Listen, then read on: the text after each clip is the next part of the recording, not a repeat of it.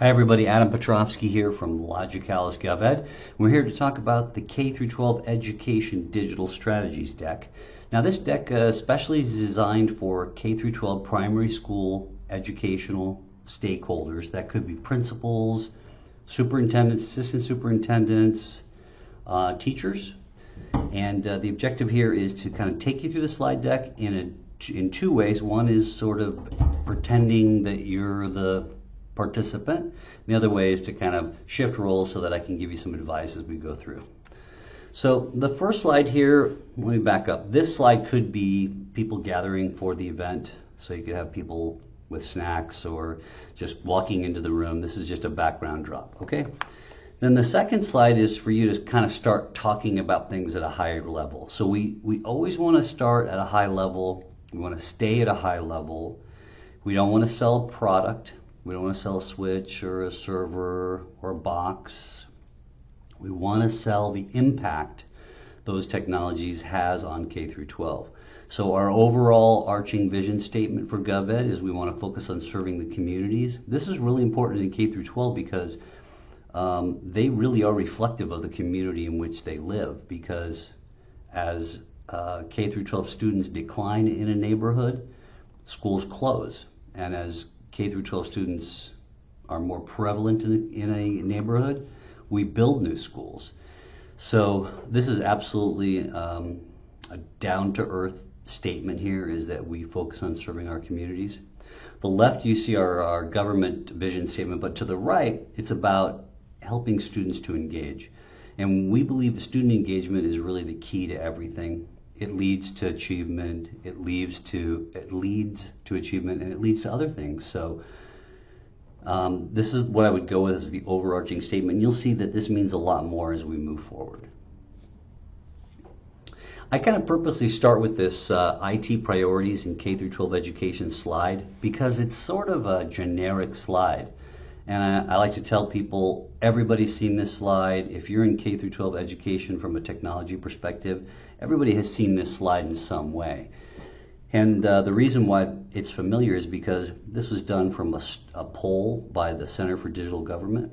And so they had hundreds of CIOs responding to this. And so you probably will recognize a lot of the items that are on here. And some of the items, like number one, personalized learning, that makes perfect sense because we're trying to figure out how do we teach our students differently. And some of them are more technology focused, like number 7, which is cybersecurity, which is a super hot topic, not only in K through 12, but all throughout different areas of technology. What I like to do on this slide is to make sure everybody's comfortable with the fact that when we poll 100 CIOs, these are the kinds of things that we get. And if you're in K through 12 and you look at these 10 things, you should go, yeah, these kind of are the priorities in K through 12 because they kind of are. That's what our poll suggested, that's accurate. So everything from content and curriculum to how do we test our students to what do we do with the data once we collect it. And you know, on one hand, this is about focusing on those priorities, but on the other hand, this is about it's all going to circle back to these priorities after we finish our conversation today. So how do we help our communities from a technology perspective? And the answer is in all of the GovEd sectors, whether it's K through 12, higher ed, local government, or state government, the way we transform them is through digitization. And digitization is basically it's a wastebasket term for I'm going to change an old analog process or an old-fashioned process into a digital process. And by the way, I don't really care about the transformation from analog to digital. What I care about is once I get it to a digital format, then I can do all kinds of cool things with it. I can take that data and transform the world with it. And I can take that data and I can analyze it and then do things with it that we never thought we could do before. And so that's the magic. The analogy I like to use here is voice transformation. So if you were around in the mid 80s when IP telephony first started coming out, we had plenty of customers who came to us and said, okay, so you're going to take the phone call from an analog technology with me speaking into a handset. You're going to change that into an IP stream, and then you're going to change it back into an analog version on the other end of the call. Who cares? To me, it's the same experience, right? I'm going to have a phone call, whether it's analog or digital. Who cares? Who cares what it is? The answer is you're right. It doesn't matter about what that phone call looks like. What it matters is once I have it in a digital frame like IP, I can do all kinds of incredible things with it. I can record it, I can analyze it, I can put it into a contact, I can do all kinds of things with it. So that's exactly what we're talking about here in K through 12, and that is the more we digitize K through 12 learning, the more we digitize the processes of how we teach our kids, the more amazing transformation will occur. And that's the bottom line precedent of everything we're going to talk about from here on in. So I love kind of starting the meat of the conversation with this slide. So the first thing I say here is this is a professionally taken photo, which it is. I am not kidding or joking here. This is a professionally digital photographer took this photograph as representing the interaction between student and teachers. That's the theme of this photo. So what I'm encouraging the people that are in the audience here is to take a look at something deeper in this photo. So at first you obviously see there's a teacher in the front and she's engaging with the student, and that's a really good thing, and we want that teacher to student engagement. You can see she's got a pen in her hand, which I'm just going to start right down the path here. That's an analog device. So a pen is an analog device, and the paper that she's writing it on, it's an analog device. And so I keep it analog. I can't do anything with it. The moment I convert it, the better I'm going to be. So it's funny that they took this photo with the concept of this is something that we cherish in a photo of teacher-student interaction. But when we look at it, we see something different.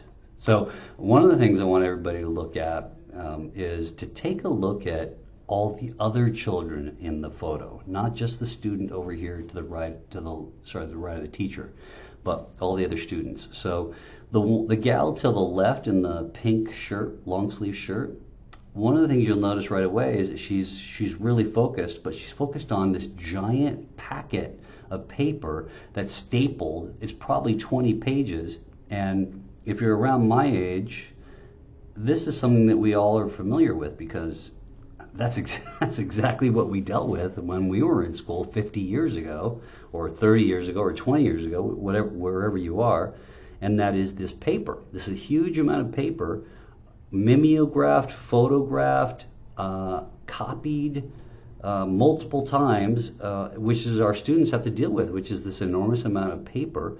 And obviously the challenge is, if it's not in a digital state, it's really hard to change it.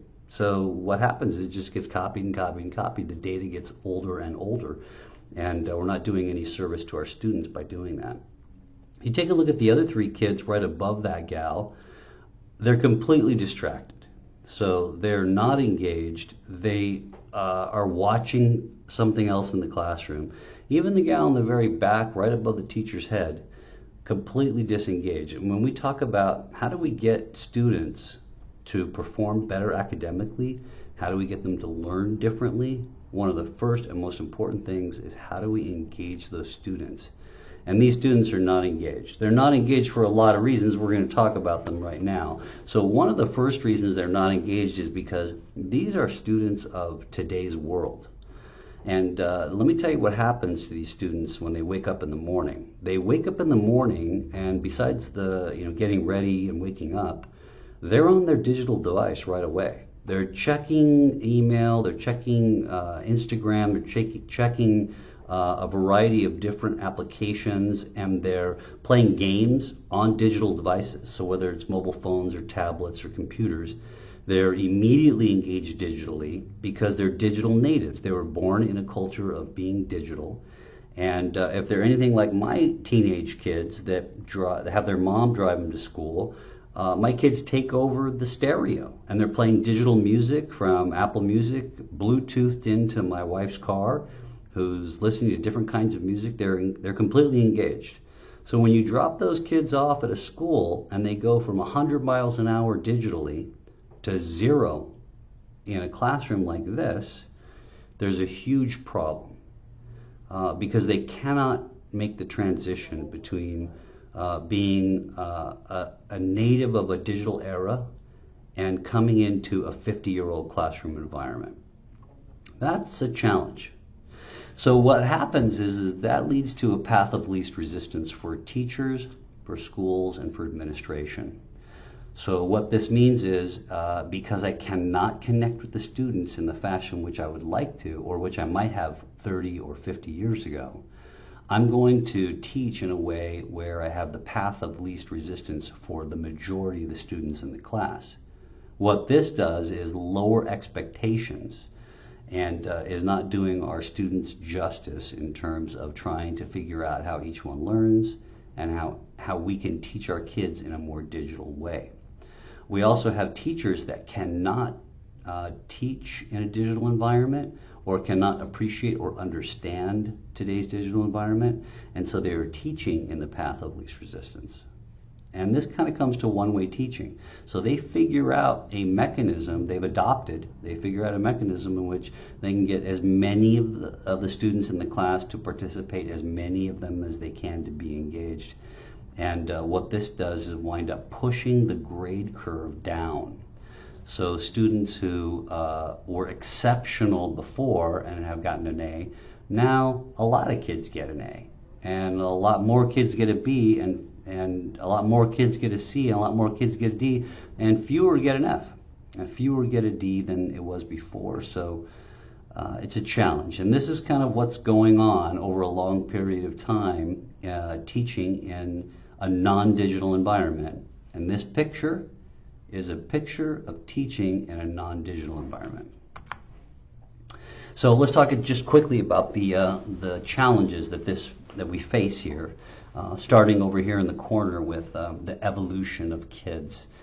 It's funny, both of my two teenagers, they have giant backpacks. I can barely lift them. They have 6 books in the backpack. They have 6 books at school, so they get 2 copies of the textbook. And they're expected to wheel these things around as we go. And this is kind of the evolution of children. One day there will be no backpacks. There will be a single digital device. But going back to these 6 pictures here, so one of them we talked about was an analog process. And here's a teacher just flooded with an analog tool, which is a file folder full of paper. And whatever this is, so whether this is a student file, whether this is homework they have to grade, whether these are tests they have to grade, whether this is analysis that they have to perform, it's a horrible analog process and we need to fix it. Second one here is a single way to learn. So for 50 years, we've basically said we're going to lecture to students, we're going to do worksheets, we're going to do quizzes, and we're going to have homework. And that's the way to learn. Unfortunately, that's not the way people are created. Different kids learn different ways. Some kids learn better visually. Some kids learn better audibly. Some kids learn right away from hearing somebody but cannot pass a test. And so it's absolutely critical that as we figure out how we're going to teach the future of our students, that we figure out that there's 15 different ways to learn, and we have to be able to accommodate some or most of those in the way that we teach our students. Textbooks is huge.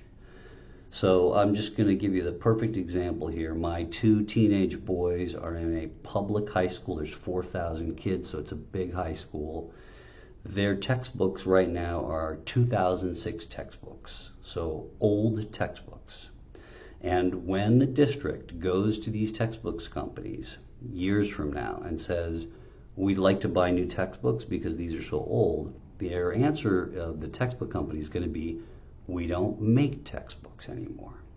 All of our textbooks are digital.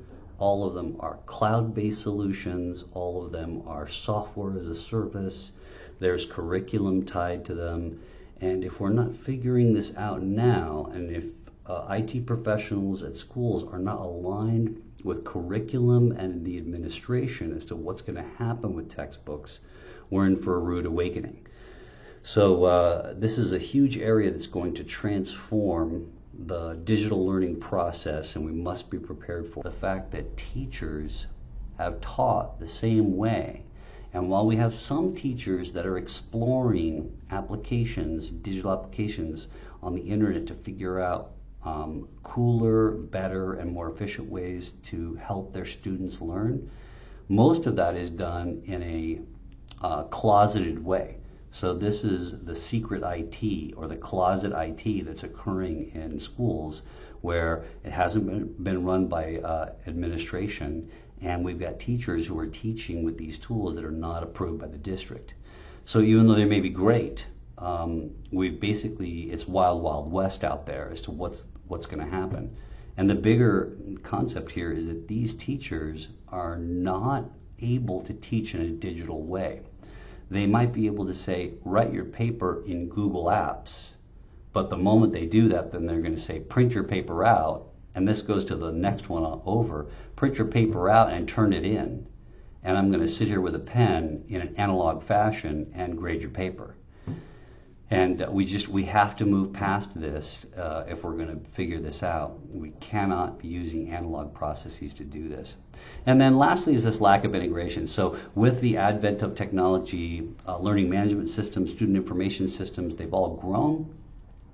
And there's some on the board right here, but you've got Moodle and Blackboard and Brightspace and Canvas that are all involved and engaged, and they all have APIs into all this different curriculum, but we haven't figured out how to integrate it. We haven't figured out how to give the kids a seamless experience. And what typically happens is I've got individual acknowledgement of particular applications. I've got a lack of complete integration. And so some teachers are using one tool, some teachers are using another tool, some schools are using tools, districts want tools to happen, but they don't happen. So these are all huge challenges. I mean, if this slide doesn't scream at you that we have a big problem, we need to figure out how to solve this, I don't know what will. So this slide is a little bit of an offshoot of what we've been talking about, but I want to talk about it in terms of there's two different views of this, and this is really important because when you get closer to the students, so this is at a site level, a principal level, a teacher level, that's this middle section right here, and you ask these questions about, what are their top challenges versus when you ask superintendents and district office administrators and curriculum district office people what the challenge is, what you'll see is a huge discrepancy.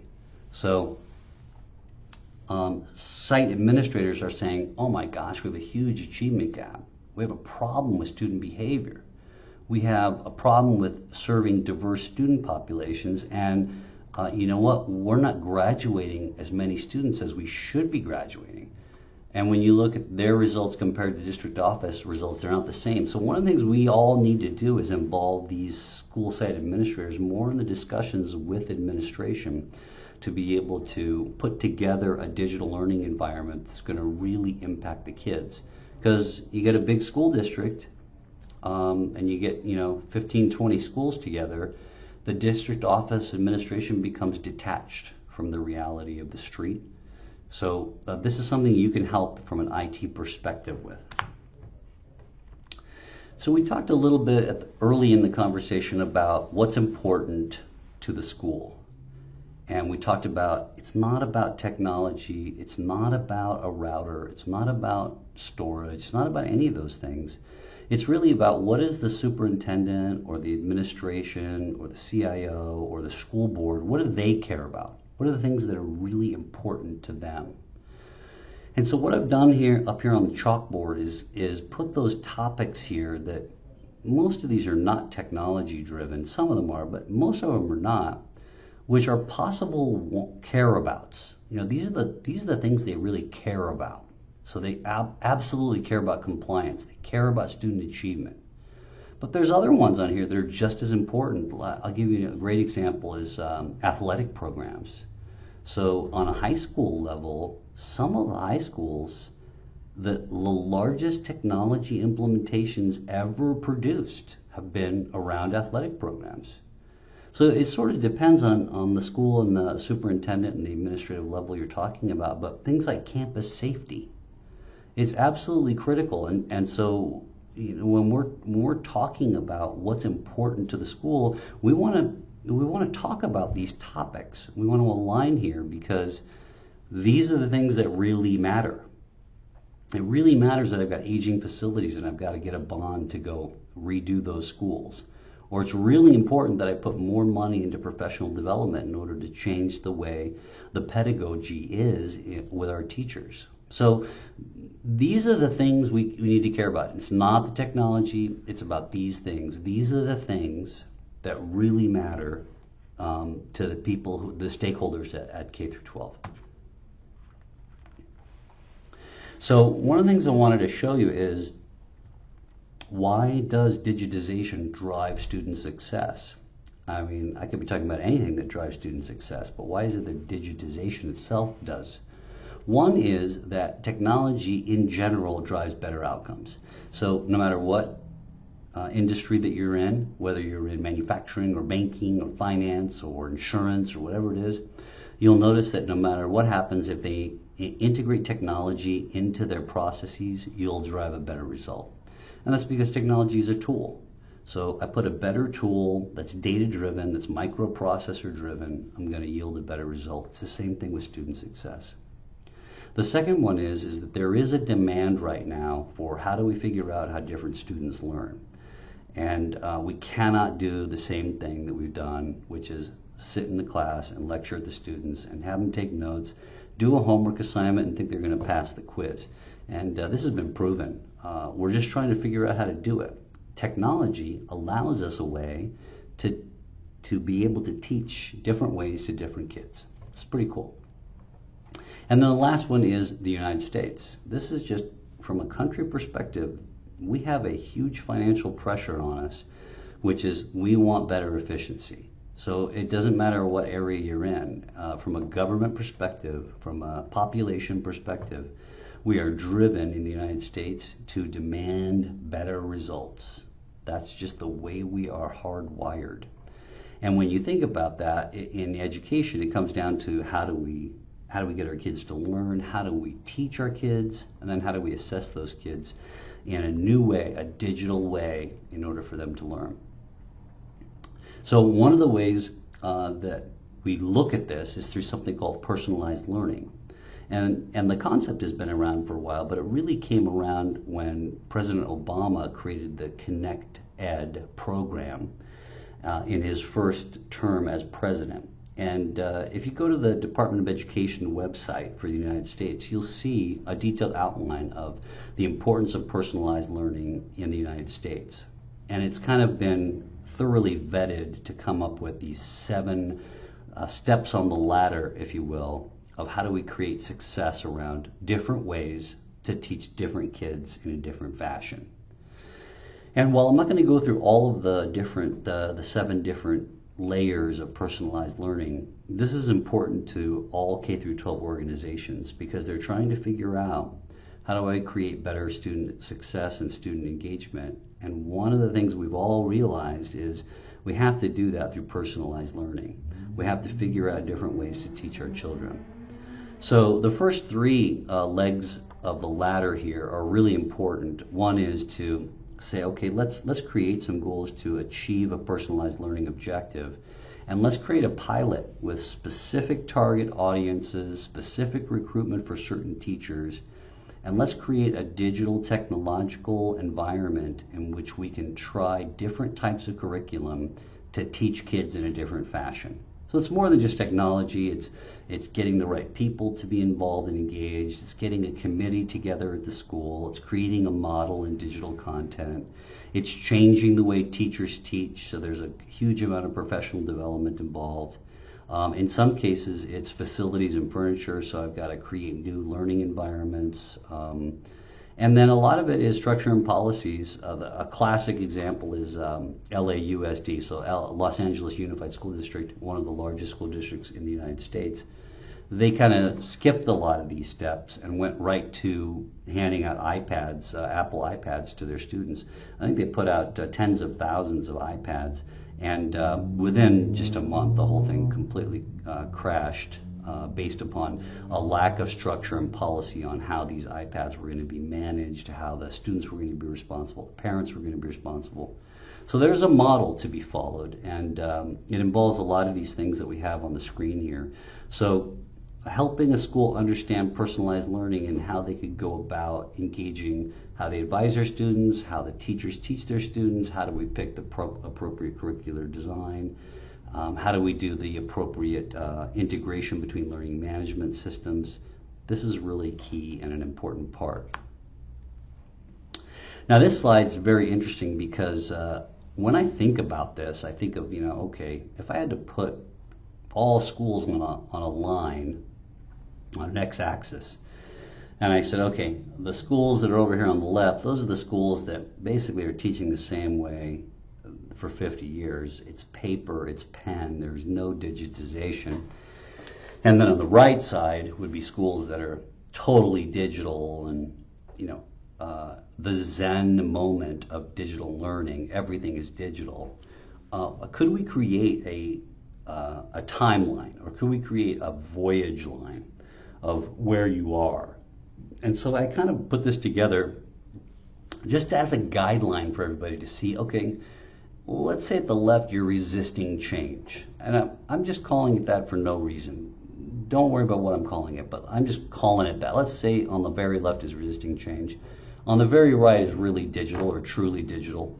What I've done here is put some dots in between so that you as a school district could put your finger somewhere on the line and say, okay, well, we're sort of here, but we're not there, because the first step to getting better at being digital is to find out where you are.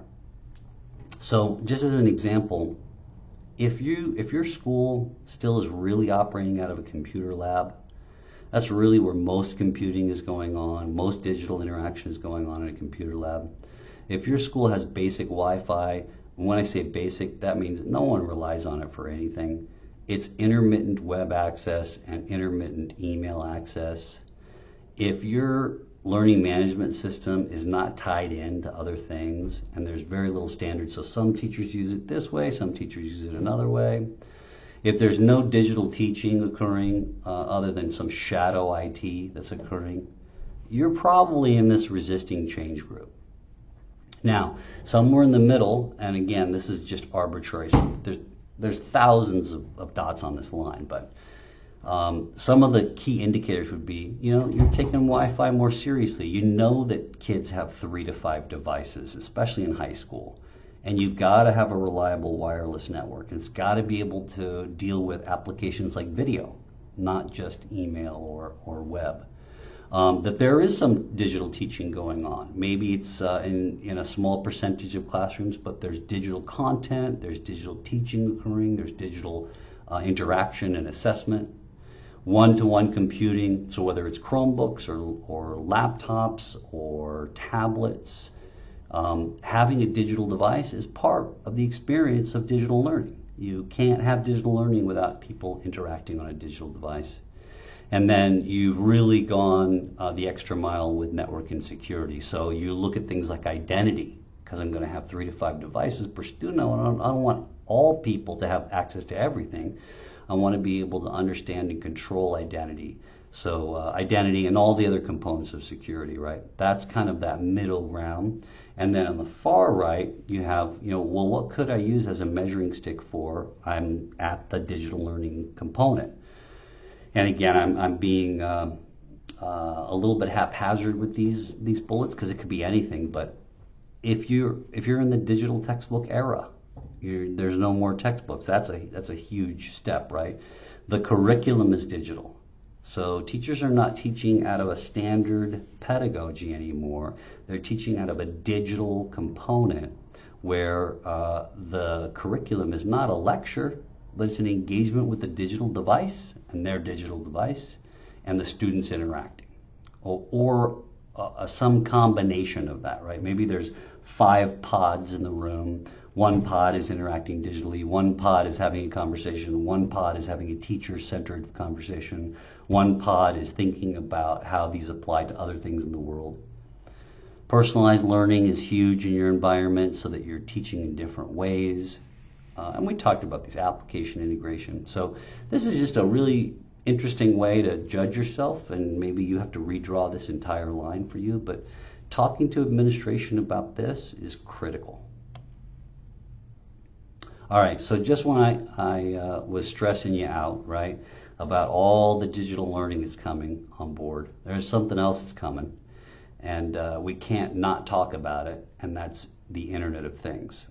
And these are sensors and cameras and devices that are really going to stress out the network and our security standards at K through 12 everywhere.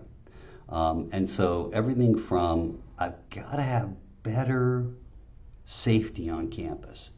I've got to have more video surveillance cameras than I've ever thought I needed to have. We're talking about schools that 5 years ago thought that they could get away with 30 cameras, and really they need 100 cameras. Or a high school that has 4,000 students, maybe they need to have 200 or 300 cameras. And this is just, it's become ubiquitous. Video surveillance has become ubiquitous with safety. And that is because I want everybody to feel like they're walking onto a campus where everybody's watching, and that there is no opportunity for things to go wrong. And then access control has evolved in terms of even in the last year where we've seen school shootings, and somebody said, let's lock the kids in.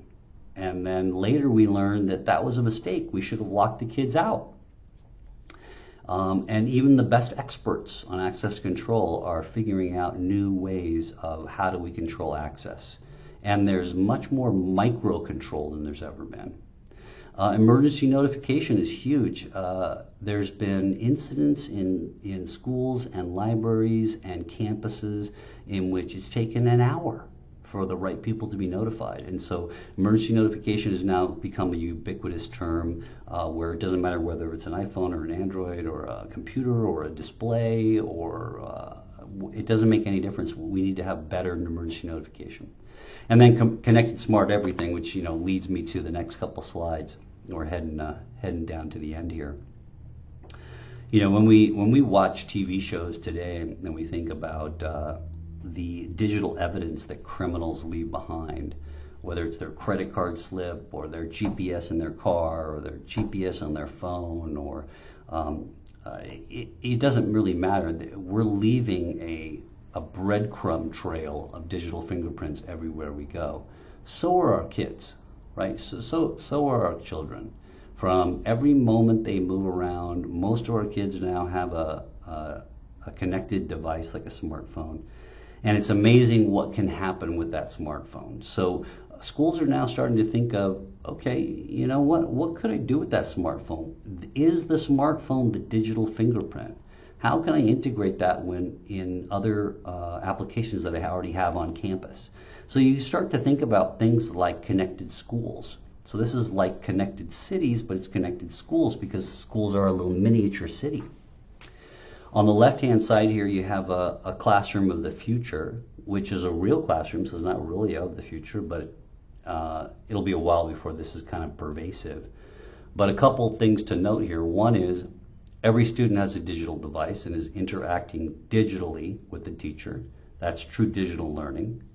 And then number two is if you look at the teacher and the screen behind the teacher, that's a full room digital interactive board. So on the right side is the stuff that you normally see on a bulletin board. So what's my name? What's my grade level? What's the name of this room? But then you've got really interactive things like here's the feedback from students of the day, or here's the 4 modules we're going to cover in the classroom today. And when you touch it, it changes the rest of the piece. So these kind of large interactive environments really create student engagement. And this is what we want, right? This is how we change student learning for the future. So look out for some of this stuff. Now, by the way, if you haven't thought to yourself, that's a lot of bandwidth, network activity, quality of service, prioritization of data. You're absolutely right. And we must prepare for that now. Even school districts that had a 2-year-old network refresh that thought 10 gig connectivity everywhere is fine may not be enough for the future.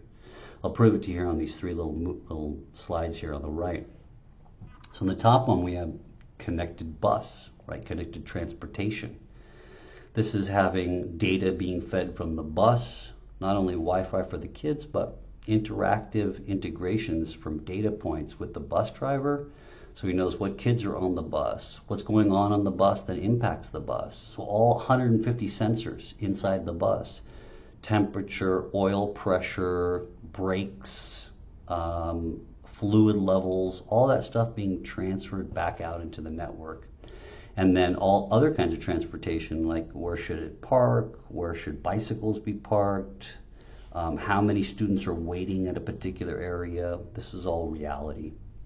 The second one is smart building management. And so this is everything from HVAC control to lighting, to energy conservation, to solar energy management, to automated systems coming on and off at certain times. This is absolutely a reality, and this traffic and this sensor technology is being implemented in a lot of places. But think about the smart cafeteria. So this is the idea of the one card system or one device system where everything is connected in terms of what did you eat? How many calories did that represent to you? How many calories are you using up as you wear your Fitbit or your Apple Watch to school? And how does that interact with the gym? All of this data is an amazing amount of data. It's an amazing amount of networks connected. And this is going to change the way schools think. So I've just got a few customers on here. This was for an Arizona conference, so you could change these out to anybody you wanted to. We have customers all across the country. And this is just a little bit about Logicalis. Our objective here is to make a difference to K through 12 education, to really change the way kids engage and interact. And we'd love to follow up with this conversation with an individual conversation about your school, where you're at on that voyage, where you want to be, and how we can help you get there. So thanks very much.